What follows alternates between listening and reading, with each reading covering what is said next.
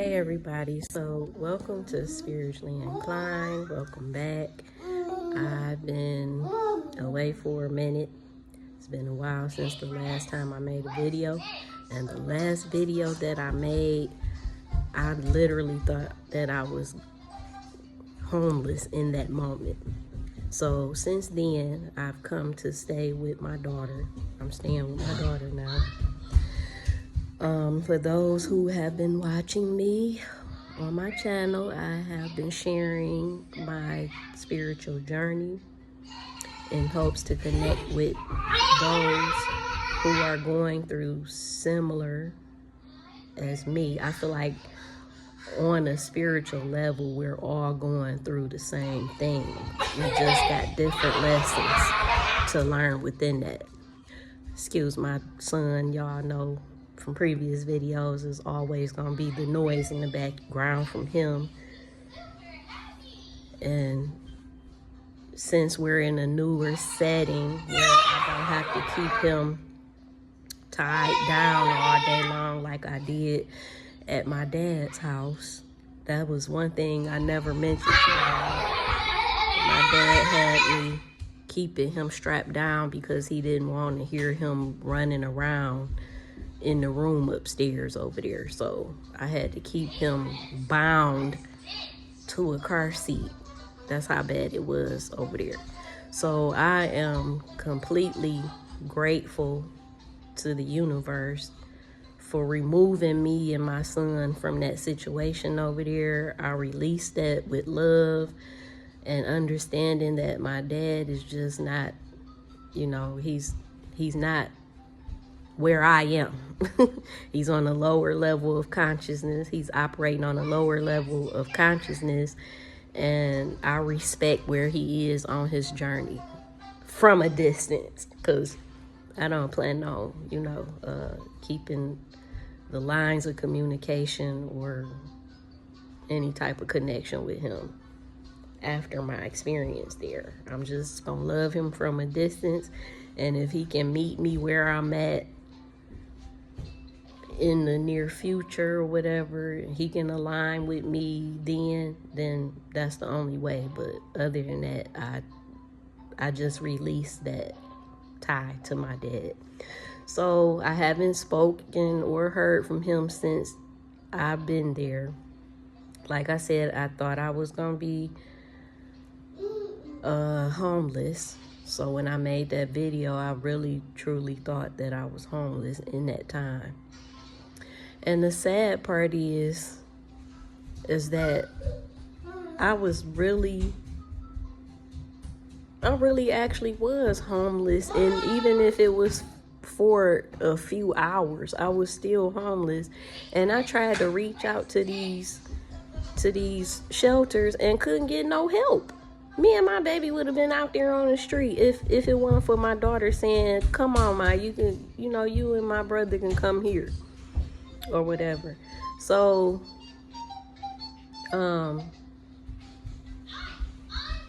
that just let me know that, I'm meant to be where I'm at.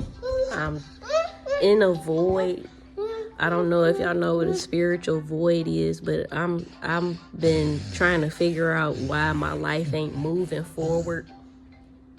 I'm just feeding him the rest of his oatmeal. But this phone he got. So I've been figuring out that I'm in a void. I basically completed my lessons. I feel like I completed my lessons because I don't have anything coming at me from anybody. My daughter it's real peaceful here. I don't have the issues that I had with my dad.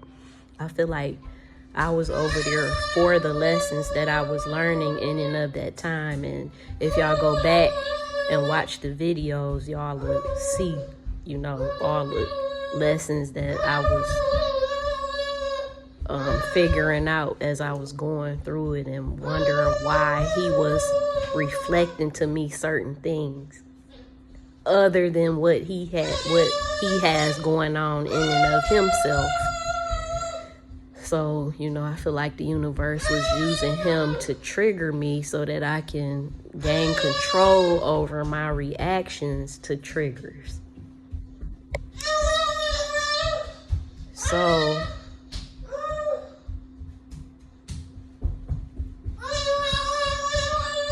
hey, here.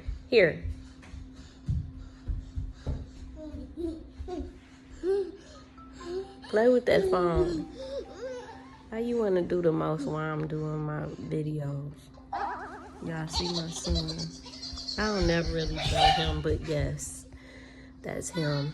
Yes, my daughter is fairly new in her apartment. She doesn't have, you know, her furniture just yet. She's working on it. But,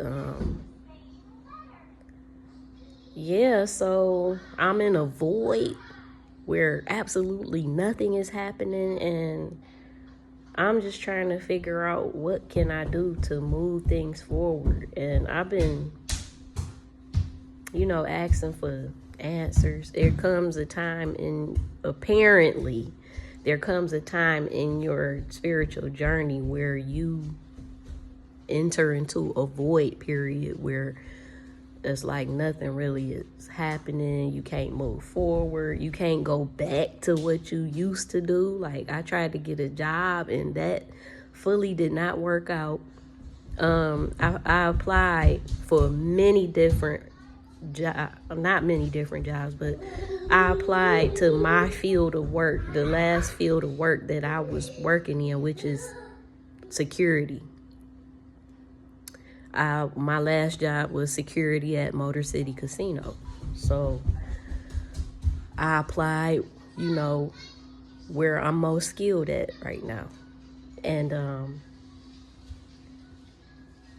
so I applied to many jobs in security and a few other jobs. And I didn't really hear back from anything but maybe 2 jobs. The first job wanted to interview me and then canceled the interview. I've never in my life have I ever experienced an interview being canceled. So that's like one thing that kind of let me know, like, yeah, nah, this trying to go back and make things happen for myself the way I used to is not happening. And y'all, I feel like I really need to do something like this. You know, living up under people and things of that nature is just not my speed. If I have to do it, I usually don't do it no longer than maybe it'll take me a year to get back up on my feet or whatever, and then I'll be, you know, in my own place or whatever. And this is one thing that has been recurrent in my life. From the time that I was able to, you know, provide a home for myself and my children, I've always gotten to the point where things will always fall off and I always end up having to go stay with somebody else.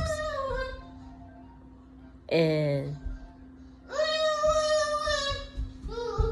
at least in those times, I was able to, you know, have control over picking myself back up and, you know, getting back, you know, getting me a place and having always had a car. This is the longest I've been without a car. This is the longest I've been without a job. This is the longest I've been without money. And this is the longest I've been without it ain't the longest I've been without a place to stay. The last time I was without a place to stay, it took me about 2 years. No. I was without a place to stay from 2011, like right before my birthday in 2011, and then hold on a second, right before my birthday in 2011 till 2015 after my grandmother passed away. Here. After my grandmother passed away.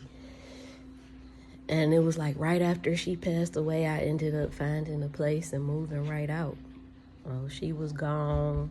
It was either a choice of staying there with my eldest auntie and me and her take over that rent in that house, or I move out, get my own place, and she, go with my other auntie.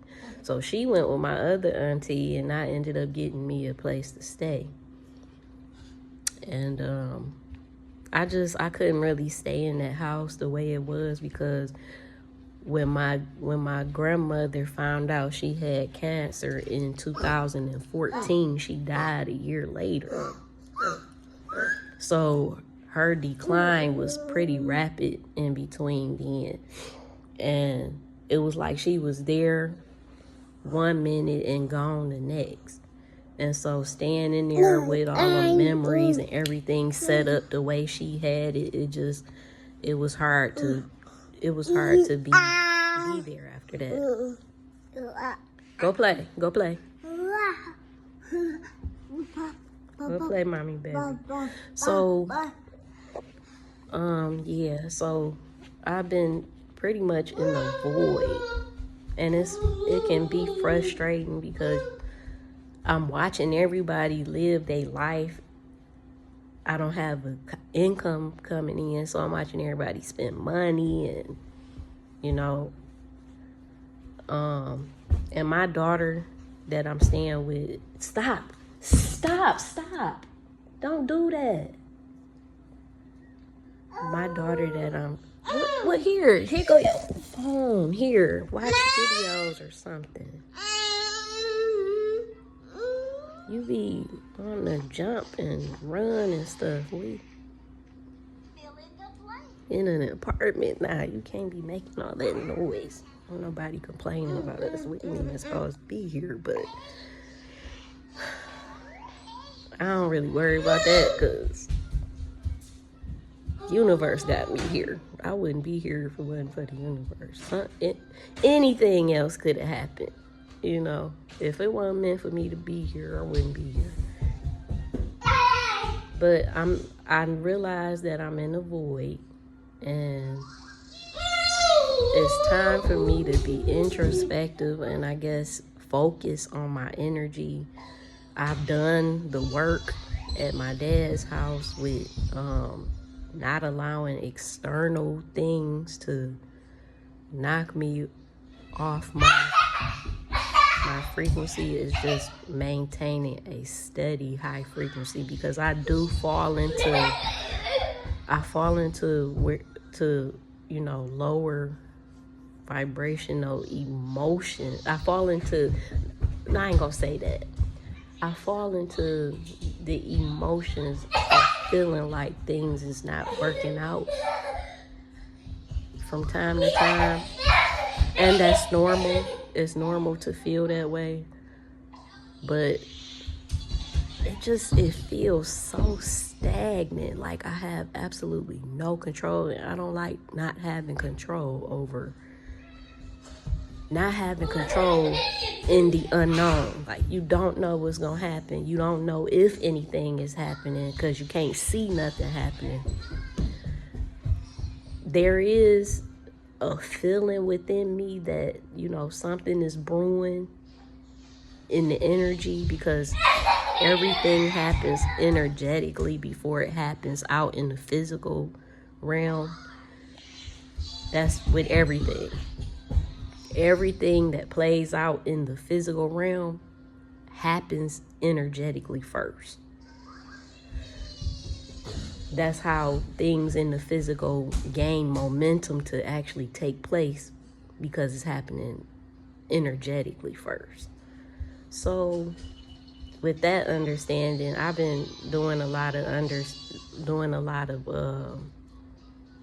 tapping into like quantum things and stuff like that, because when you understand the quantum, you pretty much know how everything works. And I feel like the universe been showing me, because I haven't been like searching for information on the quantum. It's just been within the knowledge that I was seeking. And I just noticed it. I just noticed how it worked, and it just came together like a puzzle piece, if that make any sense. But yeah, I'm in the void right now. I have absolutely no control over anything. I've tried to gain control by getting a job, which didn't work out for me. Oh yeah, so back to the job. So I ended up getting turned down from one security job.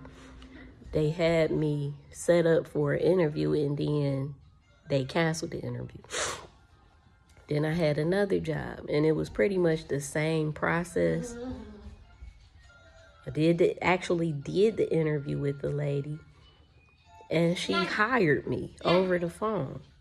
And I was supposed to go down to the orientation, but I didn't have a way to get there. I figured, I'm going to go for this job. Okay, I got the interview. Okay, I got hired. If it's meant for me to get this job, I'll have it. If it's meant, everything will play out to where I can get this job. I don't really force things. I might make an effort, a physical effort, but I don't force things into place.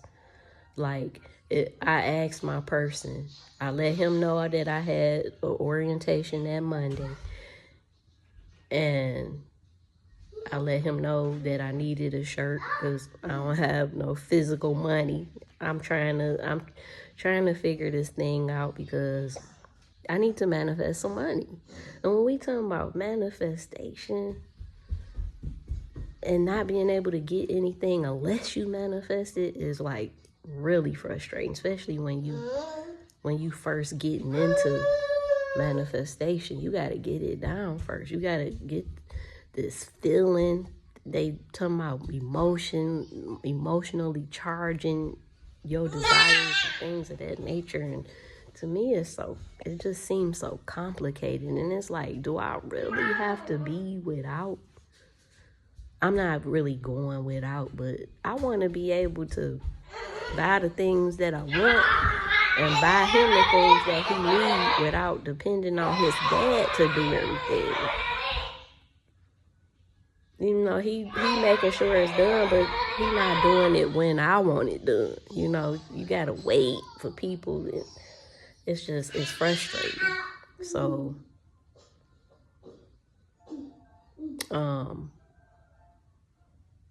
once I asked, him to take me to the orientation, can he get me a shirt and bring my shoes to me or whatever for that orientation? He didn't do neither one of them, but I wasn't finna keep calling them and asking them. I put it out there in the air. I'm not finna chase this job. I'm not chasing anything, if that makes any sense. So I'm like, if it's meant to work out, it's gonna work out smoothly. If it's not meant to work out, then it's not. You're not supposed to have trouble doing anything that's meant to be done.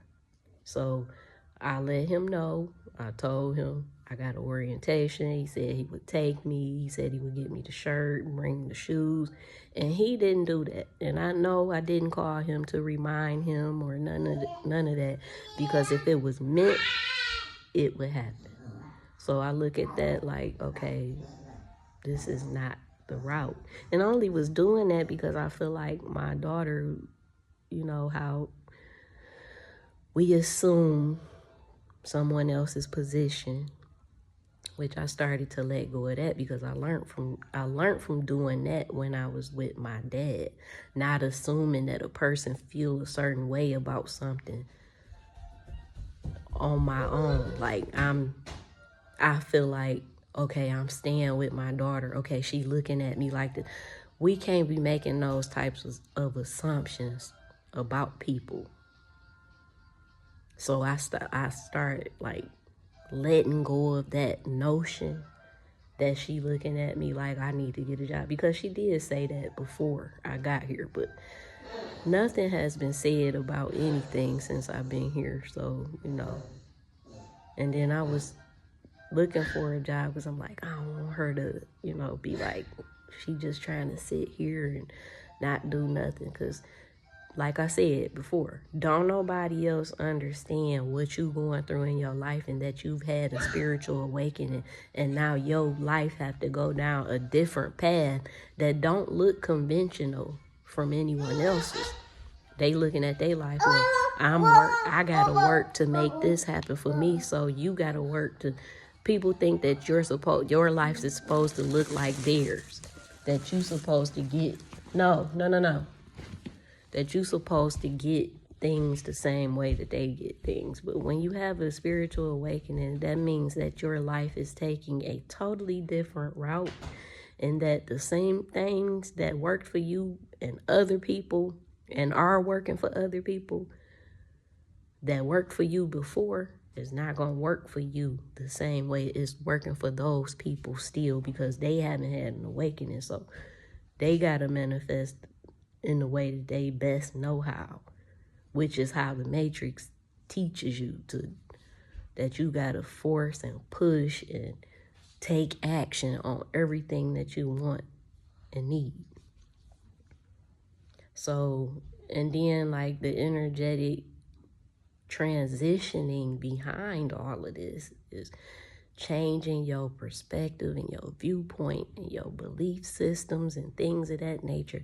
After you do that, you have to really like wait and sit in a void for all of that to catch up to the physical. Like I said, everything happens in the energetic realm before it touches the physical realm. So everything that I've done to get to where I am spiritually in here in my heart and up here in my consciousness is, I'm in a void where the past reflection of my inner self has come to a stop, but the newer reflection of my inner self hasn't begun to reflect in the outside, because it's happening energetically right now. So in the physical, it looked like I'm just sitting here not doing nothing. But in reality, I've done the work, and I'm still doing, taking the initiative to, now I'm working on myself, my subconscious, because a part of me still having trouble believing that I'm going to see this really actually happening, and my outer reality is actually going to change, because I haven't made these attempts before in my life up until now. So everything that I haven't experienced yet is new to me. And on some level,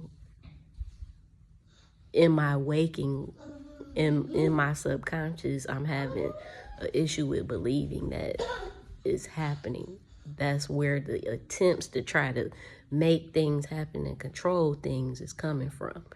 Because somewhere deep inside of me, I can't grasp the concept that my life is really actually about to flourish in the positive now. And it's going to reflect everything that I know, everything that I believe, everything that I perceive. And it's going to reflect the knowledge base that I now have as a result of this awakening.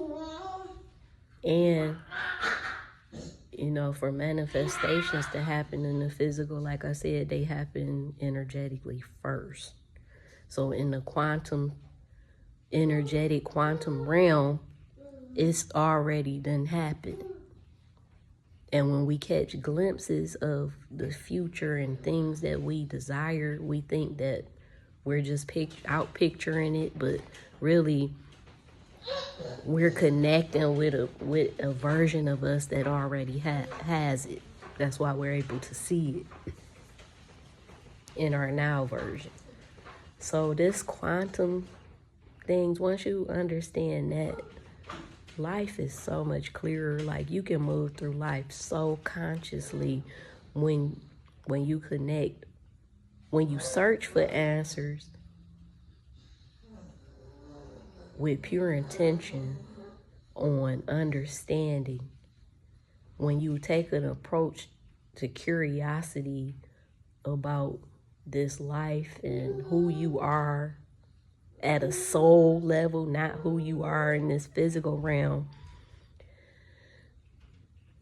It's like playing connect the dots, and eventually the dots connect, and it's like putting the last piece to the puzzle, and you're like, wow, this puzzle look like this when it's sitting in a pile, but when you actually put it together, you can see the outcome of it. And that's basically what I'm going through right now. So I just wanted to eventually follow up with a video. I said this before, I need to be more consistent with it, but my living situation, sometimes when you stand with other people, it's not really all that easy to do spiritual content when you're constantly around people who are not spiritual. They still live in sleep in the matrix. They don't know none of the stuff that's going on. Now, with my oldest daughter, she was one of the ones that was like, what is you talking about? Like, not thinking I'm crazy, but like, what is mama talking about, you know? And I don't talk to her about spiritual things no more, or try to convince her like I did when I first woke up, because I know better now that that's just a phase that we all go through when we first wake up.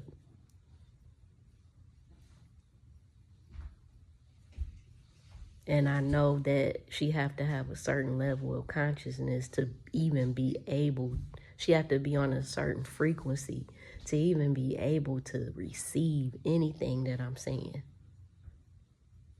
And I remember some things that I'm becoming more aware of now that was flashed to me back when I was asleep, and I used to be like, what they talking about? You know, what is they like when I see information on quantum realm and higher consciousness and stuff like that. I used to be seeing stuff like that, but I didn't know what they was talking about, and it was just too complex for me to even want to know about it.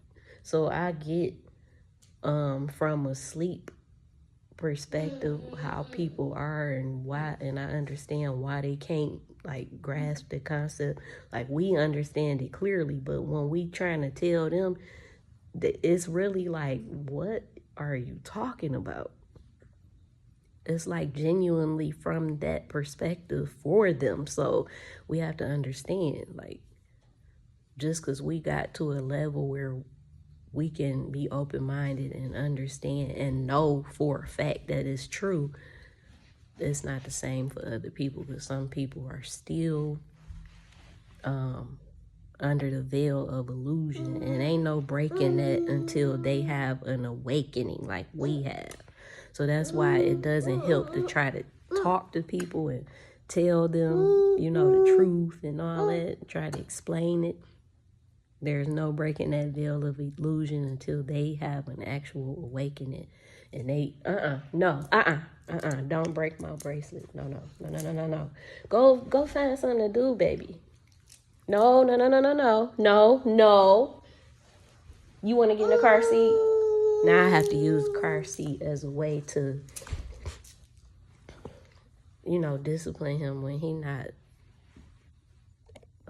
listening, because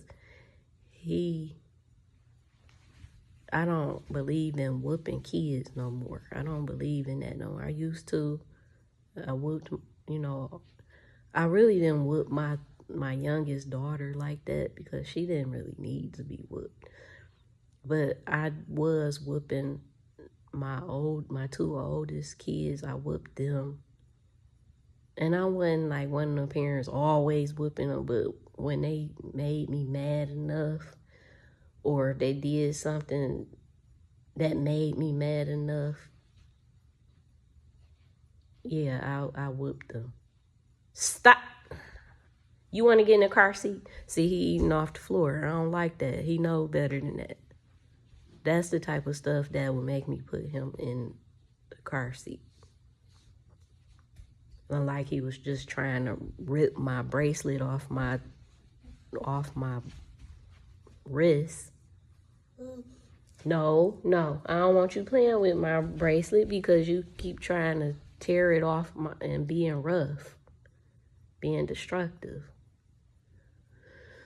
So my thing is, when you acting up, you get put in the car seat, make you sit down for a minute, and I don't make him do it all day because he had to do it enough just because my dad didn't want him running around. But now I just use it as a way of more so to reset him. Okay, you done got to the point where you want to do things that you don't supposed to do. Now it's time to sit down, you know. Like now he turning lights on and he know how to turn these lights on but can't reach them to turn them off. And when he started doing that and then he don't want to listen on top of it, I'll put him in his car seat, make him sit down for a minute, and I have to restrain him, yes, because he gets to where he don't listen. And right now, I'm pretty new at parenting under being an awakened soul. So I try to do anything but hitting him and putting my hands on him.